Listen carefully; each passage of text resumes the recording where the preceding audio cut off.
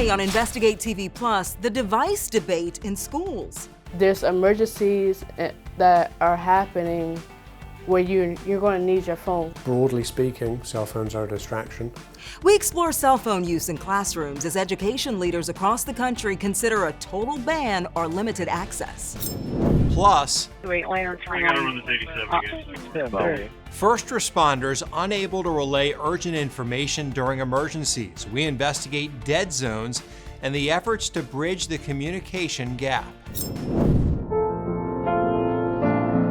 And a young woman discovers music and her voice.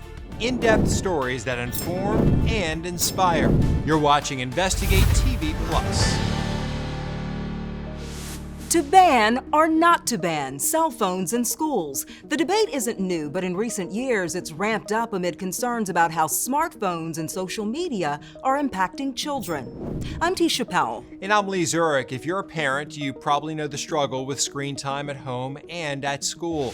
A 2023 survey of U.S. teachers found 72% of those at the high school level said students being distracted by phones is a major problem. But is the answer an outright ban? Reporter Heather Graff shows us some of the different approaches and asks families, educators, and experts what's working. All right, how we doing over here? West Philadelphia High School on a Tuesday afternoon. Anybody else want to try? And as this 9th grade class works on algebra equations, we're looking for alternative measures. Principal Marla Travis is trying to solve a different kind of problem. So the current policy here at West Philadelphia High School is that we do allow the students to bring the phones into school, but the expectation is that the phones are put away once they enter the classroom. How do you feel that's been going? Some classrooms, it's okay, and then some classrooms, it doesn't happen like it should. They're on the internet, Instagram, and things like that have nothing to do with what's going on inside the classroom. And it's not just high schoolers. Broadly speaking, cell phones are a distraction. Gordon Laurie is principal of the GW Child's School, also in Philadelphia, but his students are in pre-K through 8th grades. He says kids with cell phones are getting younger and younger. 4th and 5th grade. At this school, the current policy calls for each child to turn their phone into the teacher first thing in the morning, and they don't get it back until the end of the day. I go in my class and my teacher says, "Now let's see, do you have your cell phone?" I said yes, and I hand it in. Do you find that students are more engaged when they don't have their cell phone on them? Yes. Yes. Out of sight is out of mind. No complaints from 10-year-old Nyla. When you don't have it, you get more work done. But school leaders acknowledge it's not a foolproof system. True, every day we know that students will make a decision not to turn in their phone. And so the struggle becomes really a kind of policing operation. The nonprofit Common Sense Media highlights the struggle to enforce classroom cell phone restrictions in this 2023 study, noting that 97% of 11 to 17-year-olds still use their phone during school hours, with the highest proportion of in-school screen time spent on social media, followed by YouTube and gaming. Yet we found parents are still split on whether a complete cell phone ban is the solution at school. So we really are pushing hard for first bell from the moment they walk into that school until last bell, that the phone cannot be on them at all, because even if it's in their book bag on the floor, they still feel that need to want to grab their phone and check on things. I don't want my kids to be distracted when they should be learning how to read, learning how to do math. But on the other side, I also worry about, what they're going through in times where we're concerned about safety and what's happening with our kids. We want to be able to maintain that connection. Amid the debate, some educators are turning to these lockable Yonder pouches. The idea is that kids must put their phones inside a pouch at the start of each school day, and they can only be unlocked using a special magnetic base or by school staff. The California-based company says more than 2,000 U.S. schools are now using their product, and the principal of this school in Texas touted results after just one semester. We saw drastic changes in engagement levels. But there's also the issue of cost. Richmond Public Schools in Virginia recently piloted the pouches at 6 schools. And with about 4,200 students at $17 per pouch, the total bill came to more than $70,000. They're spending a lot of money. Principal Travis will tell you her school is among those that experimented with the Yonder pouches a few years ago, but says some of her students quickly outsmarted the secure pouches. It was very easy for people to break into them. And here too, she heard safety concerns about students being unable to access their phones in an emergency. We have school shootings and stuff like that. So like, why are kids' phones being banned if we have school shootings? And then how are you supposed to call 911? This is a complex topic. Richard Collada is CEO of the International Society for Technology and Education. And perhaps his biggest advice is that families and schools must work together to teach children about healthy tech use. It's a shared responsibility. Teachers can't do all of it. They shouldn't have to do all of it. Should schools be banning cell phones? It is rarely a good idea to ban technology. Instead, he suggests educators embrace it and look for ways to incorporate cell phones into some lessons. I'm not advocating that we have devices 24/7 in every classroom, but man, we better model how we use these devices to get information, to learn. They have a library bigger than any library on the planet in their pocket. And if we're not modeling and teaching that that is what that is, right, then we've lost a big opportunity. Back at West Philadelphia High, the principal says she's already seen a few teachers taking that approach.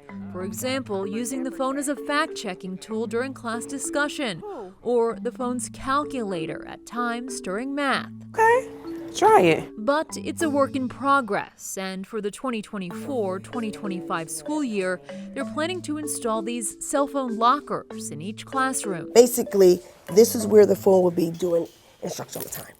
Then, during lunch and in the hallways, students will be allowed to use their phones. That's the compromise. And she believes compromise is worth trying. Look at you on that phone. Whatever it takes to keep kids dialed in to learning.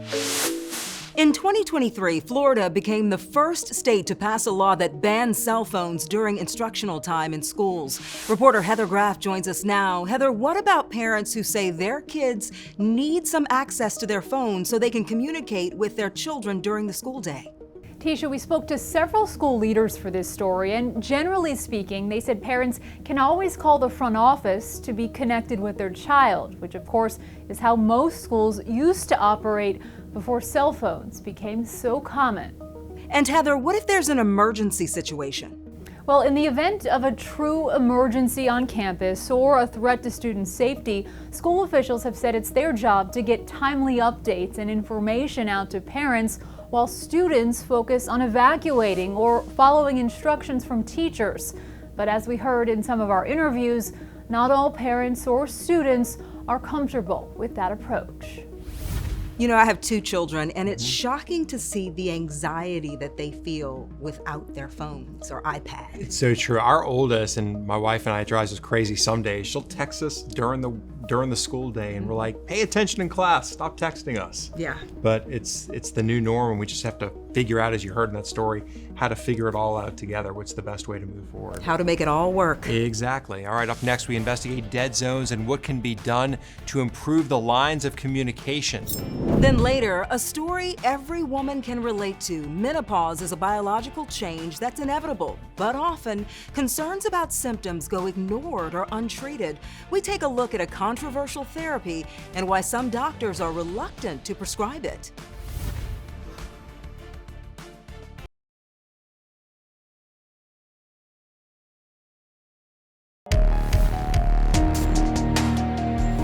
There's a major public safety concern in some of the nation's largest cities that makes urgent responses to emergencies and asking for help nearly impossible. It's called a dead zone, and it refers to an area where communications devices used by first responders, such as radios and cell phones, experience a complete or significant loss of strength and connectivity. In Charlotte, North Carolina, a dead zone in the lower floor of a mall left first responders vulnerable during an especially dangerous situation.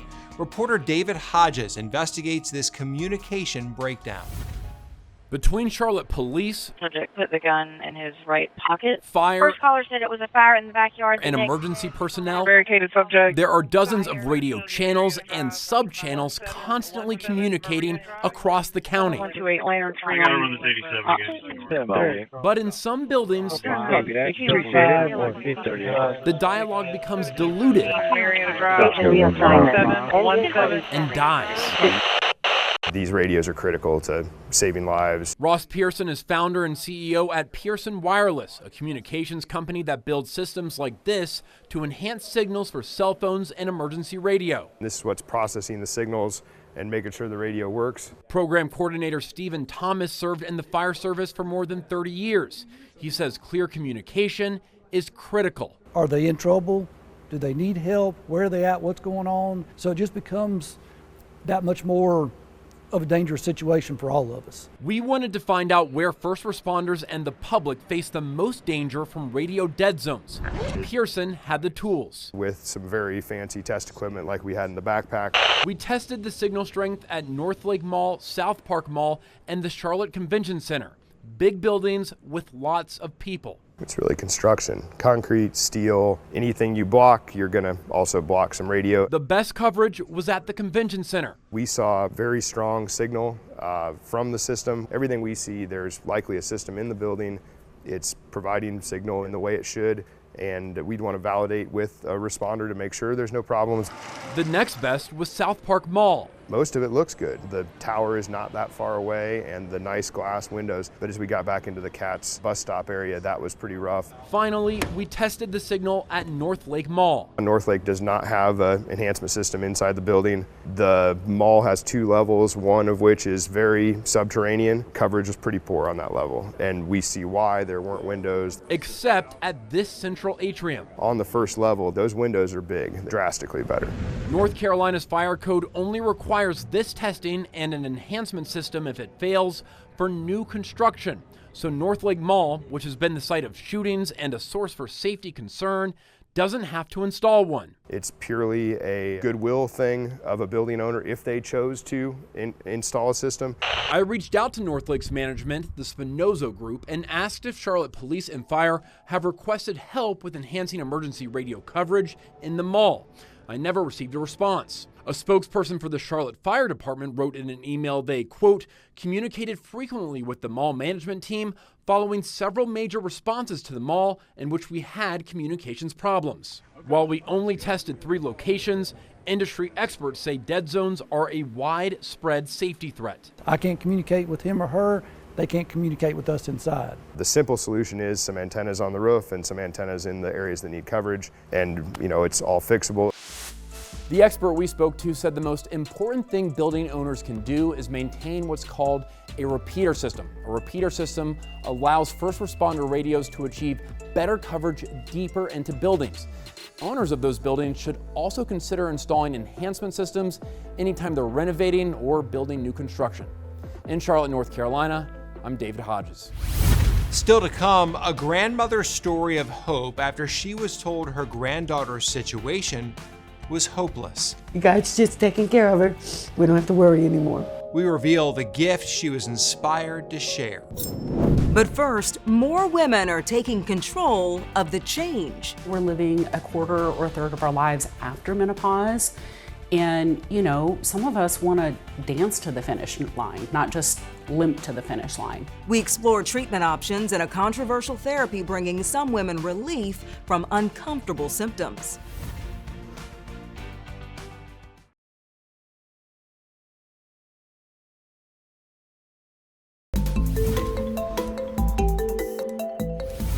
Reverse puberty, second spring, the change. They're all terms used to describe menopause, an inevitable part of a woman's life.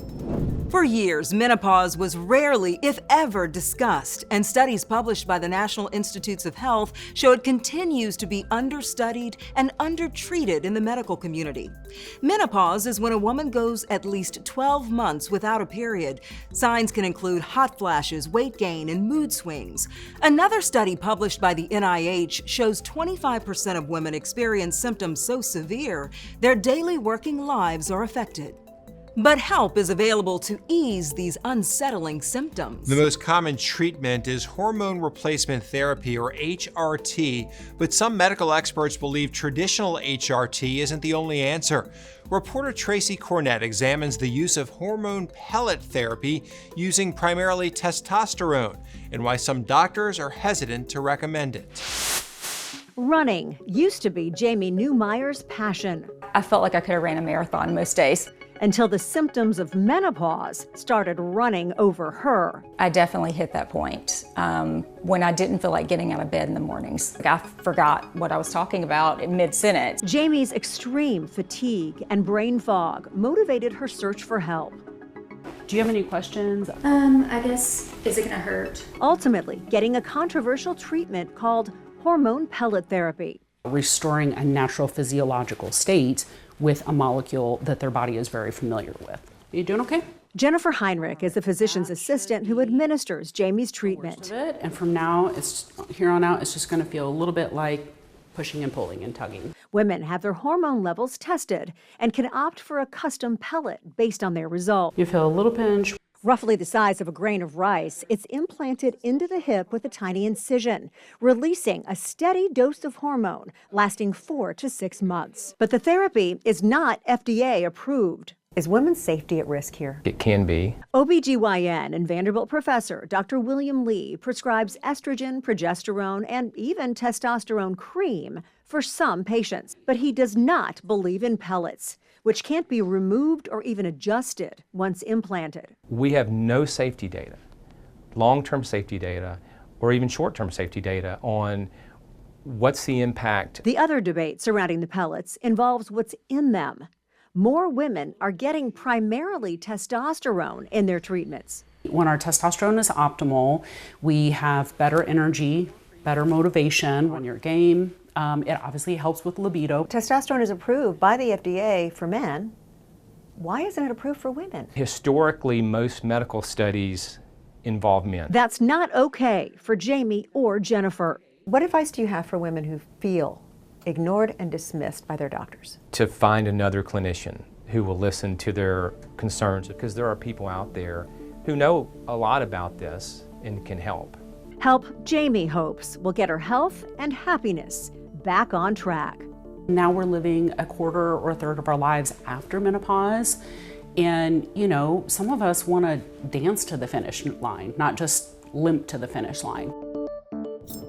The doctor we spoke with says some women should avoid any form of hormone replacement therapy altogether. Those with a history of undiagnosed vaginal bleeding, a history of blood clots, or a history of liver disease, uterine cancer, or breast cancer. And another important note here, hormone pellet therapy can cost between $300 and $600 for a single pellet, and it is not typically covered by insurance. In Nashville, I'm Tracy Cornett. Up next, a melody in her head and a song in her heart. A young woman inspired to share her gift.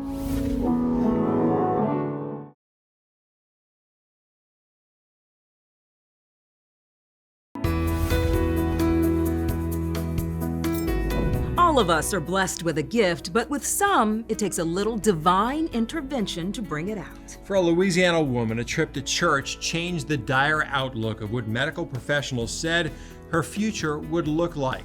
Reporter Aaron Dietrich shows us what inspired hope.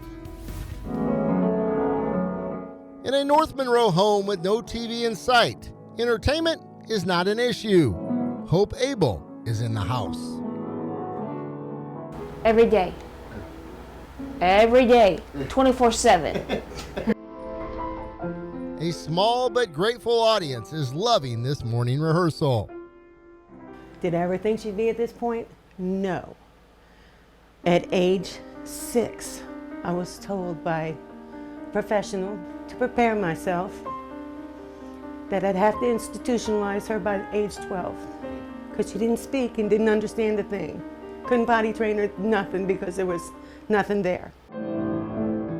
Hope was not lost. This 26-year-old's fate changed nearly a decade ago with a routine trip to church. Open mic night. If you have a gift, come on up, share it with us. And she runs, and I tried to grab her, but I missed. So I'm sitting there, I'm praying, oh Lord, don't let my baby Don't let my baby be embarrassed. Don't let her feel these things. It was in Hope's hands as she left her first audience speechless. She sits down and she plays the full score to her favorite movie, The Sound of Music. Most of the Sound of Music songs, and then all of a sudden, it's like that. Musicians and ministers surround me. Why didn't you tell us? Well, You had no clue. I had no clue.